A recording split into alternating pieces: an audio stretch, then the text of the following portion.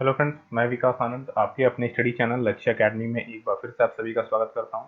Commerce के most important 1000 MCQs for 90% plus scores के लिए जो हमारी स्पेशल सीरीज चल रही है, जिसमें ऑलरेडी अभी तक हम लोगों ने आपके साथ में 455 क्वेश्चन डिस्कस किए हुए हैं, जो आपके एग्जाम के रिगार्डिंग में one of the most important है।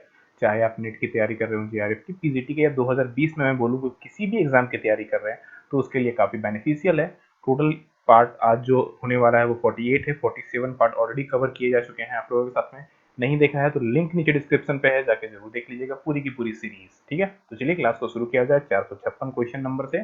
ओके, क्वेश्चन में पहला ही क्वेश्चन जो हमारे पास है उसमें एक हमारे पास कथन है और दूसरा हमारे पास कारण है। मैं पहले ही बोल चुका हूँ, ऐसे क्वेश्चंस को आपको सबसे पहले चेक करना है कि क्या दोनों स्टेटमेंट सही है या गलत है। उसके बाद आप ये चेक करने की कोशिश करो क्या उन दोनों में कोई रिलेशन भी है या नहीं है। पहला चलिए एक ऑप्शन देखते हैं, पहला क्या बोलता है।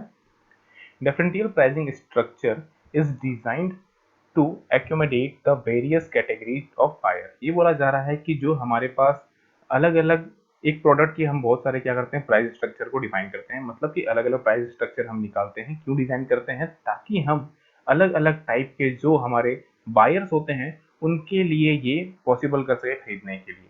फॉर एग्जाम्पल के लिए अगर आप इसको ध्यान दो तो मैं इसका एग्जाम्पल ले सकता हूँ प्रॉपर तरीके से। आप शैम्पू ले सकते हो, जो आप शैम्पू यूज करते हो। अब ध्यान से देखो तो ये एक छोटे से पाउच में भी आता है, 200 ml के जार में भी आता है, 500 ml के जार में भी आता है, अलग अलग आता है ना। तो ऐसा क्यों बनाया गया है, ये ऐसा इसलिए बनाया गया है ताकि इसे डिफरेंट टाइप के जो परचेसिंग पावर के लोग हैं वो सभी के सभी इसका इस्तेमाल कर सके और सभी के सभी उसे यूज कर सके। तो ये तो स्टेटमेंट 100% हमारा सही है। ठीक है, दूसरा क्या बोलता है, it it aims at increasing sale, यानी कि ये जो एम रहता है ये इंक्रीज ऑफ सेल करना बिल्कुल सही है। एंड रेवेन्यू, रेवेन्यू बढ़ाने के लिए भी बिल्कुल सही है। उसके बाद क्या बोलता है, and driving the competitor out from the market. ये बोला जा रहा है कि ये इसलिए ऐसा करते हैं ताकि हम अपने जो कंपटीटर हैं उन्हें हम मार्केट से ही बाहर कर सके। क्या ऐसा करते हैं? जी नहीं, ये ही लाइन इनका गलत है, बाकी इनके स्टेटमेंट सही है। हम बेसिकली ये इसलिए करते हैं ताकि हम इस मार्केट में खुद ही बने रहें, ना कि हमको कोई दूसरा मार्केट में, मतलब मेरे लिए मार्केट में जगह रह सके, इसलिए हम ऐसा करते हैं। हमारा सेल प्रमोशन बढ़ सके, हमारा जो मार्केट शेयर है वो बढ़ सके, ना कि हम दूसरों को मार्केट से बाहर कर सके, इसलिए ऐसा करते हैं। इसलिए ये स्टेटमेंट तो हमारा गलत है। ठीक है ना। तो राइट आंसर ऑप्शन नंबर यहाँ पे देखो, आर आपको गलत चूज करना है, किसमें आर इनकरेक्ट है। दोनों करेक्ट वाले आंसर तो आप ऐसे ही काट लो, दोनों इनकरेक्ट वाले आंसर भी ऐसे ही काट लो। ए वाला इनकरेक्ट ऐसे ही काट दो, बच गया बी नंबर, जिसमें ये कहा गया कि ए तो हमारा सही है बट आर इनकरेक्ट है। तो right answer option number B होगा। तो जिनका भी बी आया है वो लोग बिल्कुल सही हैं। क्लियर है मेरे ख्याल से। चलिए नेक्स्ट क्वेश्चन की ओर आगे बढ़ा जाए फटाफट। नेक्स्ट क्वेश्चन है हमारे पास, cost plus pricing is considered appropriate for. बोला जा रहा है कि कोस्ट प्लस जो प्राइसिंग है, यानी कि किसी भी एक प्रोडक्ट के, पर्टिकुलर एक प्रोडक्ट है, इसकी अगर आप प्राइस सेटअप करना चाहते हो तो कोस्ट प्लस हम लोग प्राइस करते हैं। ठीक है, मतलब कोस्ट प्लस प्राइसिंग कहने का मतलब हो गया आपकी कोस्ट लगने वाली है प्लस जो भी आपका मार्जिन है, या फिर जो मार्जिन आप जो सेटअप करते हो, ये बेसिकली मार्जिन जो होगा ये किन किन बेसिक चीजों पर ध्यान दिया जाता है, बेसिकली इस पर बात हो रही है। तो ये एक मेथड ही है प्रॉपर। ठीक है, इसमें बहुत सारी चीजें इंक्लूड होती है। क्या क्या चीजें इंक्लूड होती है, सबसे पहले वो देखते हैं। Product tailoring. प्रोडक्ट टेलरिंग कहने का मतलब होता है, फॉर एग्जाम्पल के लिए लोगो, इसका मतलब सिंपल समझ लो कि आप लोगो जान रहे होंगे।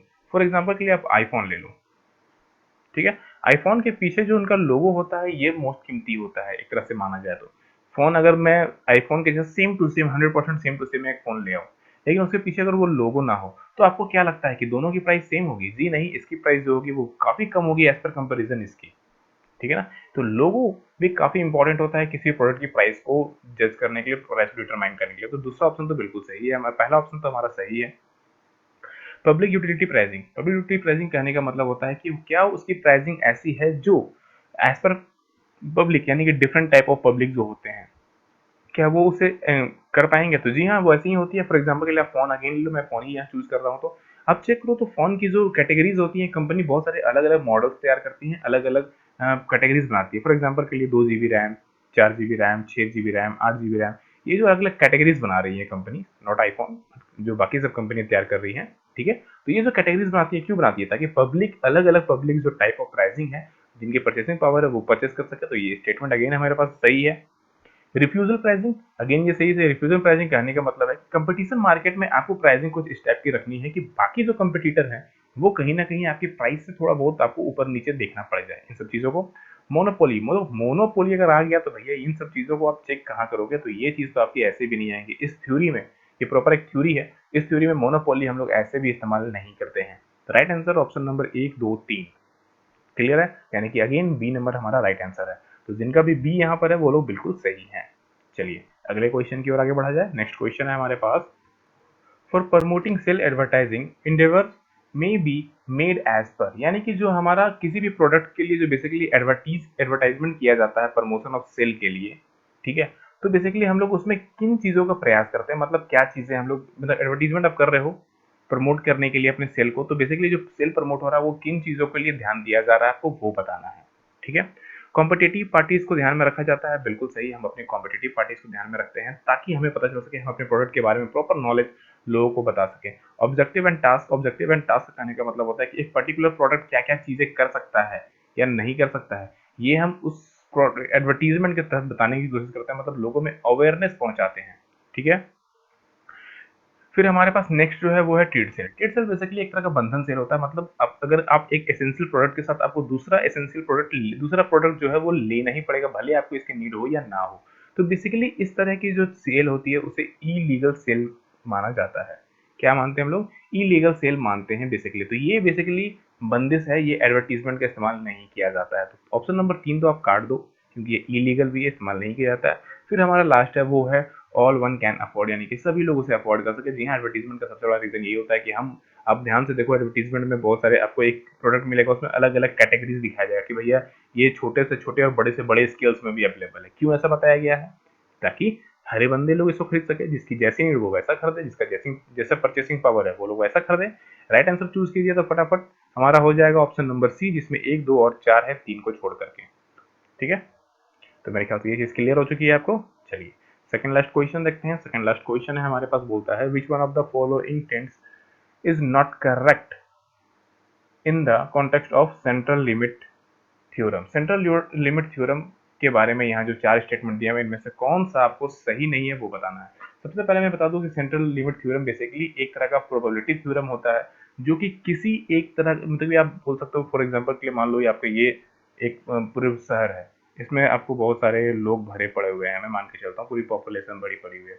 मुझे यहाँ पर कुछ रिसर्च करना है या फिर अपने कुछ प्रोडक्ट बेचने हैं, तो अब मुझे जाहिर सी बात है ना, यहाँ पे कुछ रिसर्च करना पड़ेगा। तो रिसर्च में मैं सभी लोगों पर एक बार में रिसर्च तो कर नहीं पाऊंगा, तो मैं क्या करता हूँ, यहाँ पर से कुछ सैंपल्स चूज करता हूँ।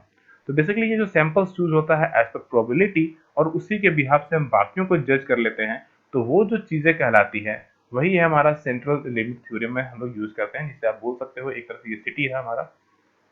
ठीक है ना, तो इन सब चीजों पे हम कंपेरिजन करेंगे और उसके हिसाब से हम अपना आंसर देखेंगे। चलिए एक एक करके ऑप्शन देखते हैं क्या बोलता है।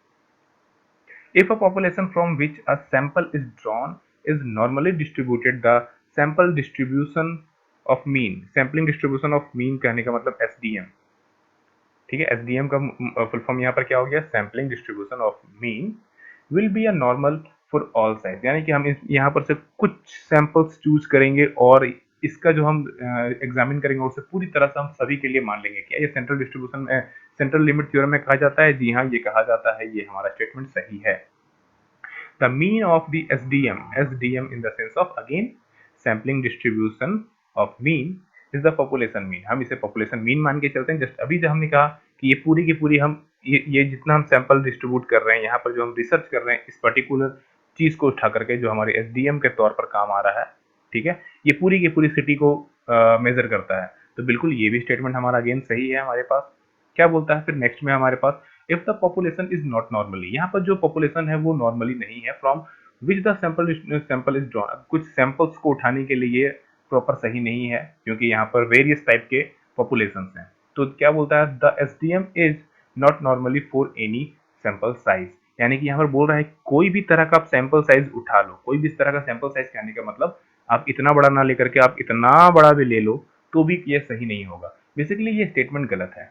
क्यों स्टेटमेंट गलत है? क्योंकि अगर मैं इतना ही नॉर्मल सिटी का नॉर्मल पॉपुलेशन यहाँ पर है तो मैं सिर्फ इतना ही उठा के काम चला लूंगा अपना, जो यहाँ पर हमने उठाया था ना, सिर्फ इतना ही उठा के काम चला लेंगे। लेकिन अगर यहाँ पर एबनॉर्मल या फिर बहुत सारे वेरियस कैटेगरीज के हैं तो मैं थोड़ा सा अपना दायरा जो है ना वो बढ़ा दूंगा, क्योंकि मैं पूरी पे एग्जामिन कर नहीं सकता हूँ, मैं थोड़ा सा दायरा बढ़ा दूंगा, सभी टाइप्स के लोगों पर एक सैंपल्स उठा लूंगा, तुम्हारा दायरा बढ़ जाएगा।